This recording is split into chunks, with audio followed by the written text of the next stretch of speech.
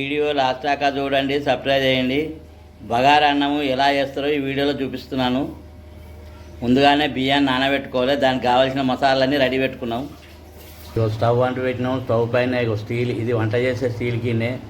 అందులో ఒక 2 చెంచాల నూనె పోసుకోవాలి, 2 చెంచాల నెయ్యి, పచ్చిమిరపకాయలు, పుదీనా, కొత్తిమీర, బగారా మసాలా, లవంగాలు, యాలకులు, దాల్చిన చెక్క, జాజికాయ, జాపత్రి, బగారా ఆకు మొత్తం ఇందులో వేసుకున్నాం.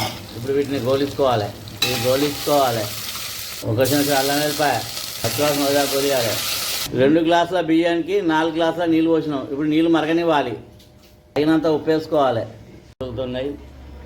బియ్యం వేసుకోవాలి. ఇప్పుడు బియ్యం వేసుకున్నాం, కలుపుకోవాలి. చిన్న మంట పెట్టి ఉడికియాలి.